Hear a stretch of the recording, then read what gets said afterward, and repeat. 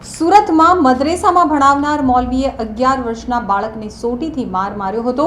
2 મૌલવી સહિત 3ની પોલીસે ધરપકડ કરી લીધી છે। સુરતમાં 11 વર્ષીય બાળકને મદ્રેસા ભણાવનાર મૌલવીએ સોટીથી માર માર્યો હતો, જ્યારે આ મામલે ચૂપ રહેવા માટે તેના પિતાને બીજા મૌલવીએ ધમકી પણ આપી હતી। લિંબાયતના મદ્રેસાએ ઈશા અતુલ અને હાસિમ મસ્જિદના મૌલવી અને તેના ભાઈ વિરુદ્ધ પોલીસે ફરિયાદ નોંધી 3ની ધરપકડ કરી લીધી હતી। લિંબાયતના મદ્રેસાએ ઈશા અતુલમાં ધર્મની શિક્ષા લેવા જતા 11 વર્ષીય બાળકને મૌલવીએ સોટીથી માર માર્યો હતો।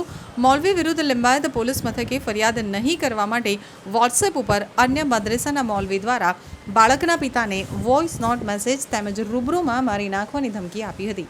આ અંગે બંને મૌલવી સહિત 3 વિરુદ્ધ ગુનો નોંધ્યો હતો। આ ત્રણેય આરોપીઓને લિંબાયત પોલીસે ધરપકડ કરી છે।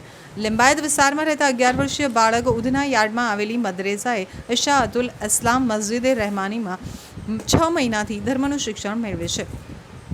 લિંબાયત પોલીસ પાસેથી મળતી માહિતી મુજબ 4 ઓગસ્ટની રવિવારે મૌલવી સોએબ ભરૂચીએ કોઈ વાતે ગુસ્સે થઈ તમાચા અને પીઠ ઉપર સોટીઓ ફટકારી હતી।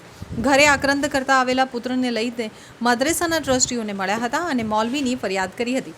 જોકે તેનું પરિણામ ઉલટું આવ્યું હતું। મદ્રેસા સાથે સંકળાયેલા લોકોની બદનામી થશે તેમ જણાવી ફરિયાદ કરતા રોકવાની કોશિશ કરવામાં આવી હતી।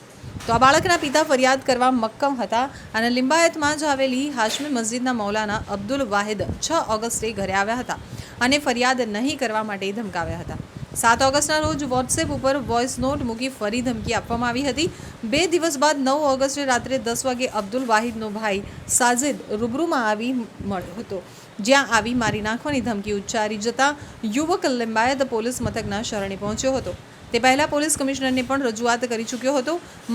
મામલો ગંભીર બનતો જતો હોવાથી લિંબાયત પોલીસે આ પ્રકરણમાં અસલમ શેખની ફરિયાદને આધારે મદ્રેસાએ ઈશા અતુલના મૌલાના સોએબ, હાશમી મદ્રેસાના મૌલવી અબ્દુલ વાહિદ અને તેના ભાઈ સાજિદ વિરુદ્ધ ફરિયાદ નોંધી 3 આરોપીઓની ધરપકડ કરી હતી।